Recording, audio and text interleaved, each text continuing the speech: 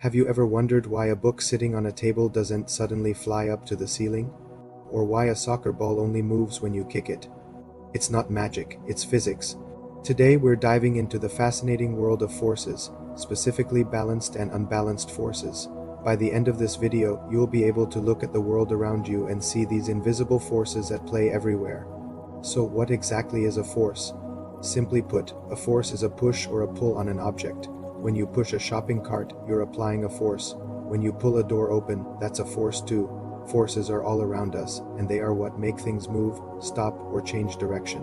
We measure force in a unit called newtons, named after the legendary scientist, Sir Isaac Newton. Now let's start with balanced forces. Imagine you're in a tug-of-war competition. You're on one team and your friend is on the other. Both of you are pulling on the rope with the exact same amount of strength, but in opposite directions. What happens to the rope? Nothing. It stays perfectly still. This is a perfect example of balanced forces. Balanced forces are two or more forces acting on an object that are equal in size but opposite in direction. When forces are balanced, they cancel each other out. The key thing to remember is this: when the forces on an object are balanced, there is no change in its motion. This is a big deal. It's the core of Newton's first law of motion, also known as the law of inertia. This law states that an object at rest will stay at rest, and an object in motion will stay in motion with the same speed and in the same direction, unless acted upon by an unbalanced force. So, that book on your table? It's at rest. Gravity is pulling it down, but the table is pushing it up with an equal and opposite force. The forces are balanced, so the book stays put. It's not going anywhere unless you or something else provides a new, unbalanced force. Let's think about another example. Imagine a car cruising down the highway at a constant speed, say 60 miles per hour, in a straight line. You might think, wait, the engine is running, so there must be a force making it move. And you're right, the engine creates a forward force through the wheels. But at the same time, forces like air resistance and friction are pushing back against the car. When the car is moving at a constant velocity, that forward push from the engine is perfectly balanced by the backward push of air resistance and friction. The net force is zero, so the car's motion doesn't change. It just keeps on cruising. So, balanced forces mean no change in motion. An object at rest stays at rest, and an object moving at a constant velocity keeps moving at that constant velocity.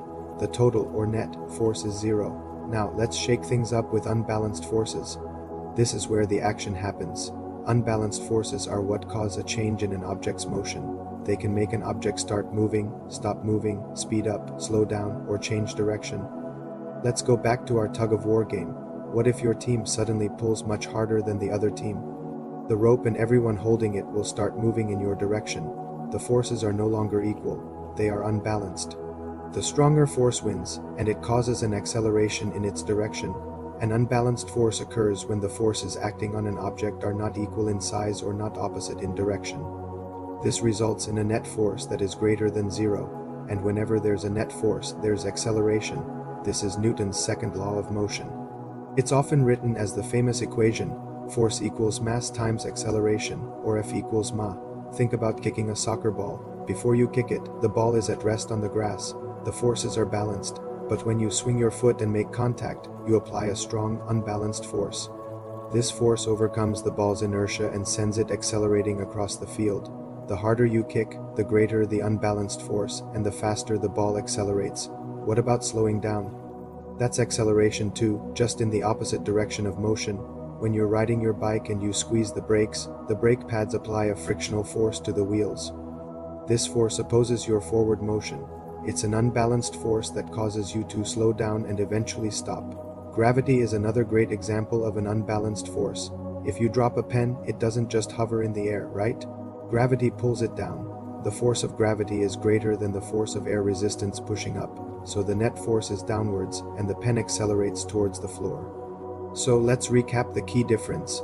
Balanced forces are equal and opposite, resulting in a net force of zero and no change in motion. Think of a parked car or a light hanging from the ceiling. Unbalanced forces are not equal, resulting in a net force greater than zero that causes a change in motion, that is, acceleration. Think of a rocket launching into space or hitting a baseball with a bat. Let's try a quick quiz to see if you've got it. Picture this: an apple is hanging from a tree branch. Are the forces acting on it balanced or unbalanced? If you said balanced, you're correct.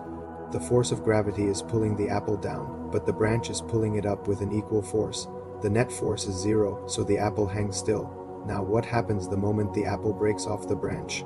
Are the forces balanced or unbalanced? Unbalanced. The upward force from the branch is gone. Now the main force is gravity pulling it down. This unbalanced force causes the apple to accelerate towards the ground. See? You're already thinking like a physicist.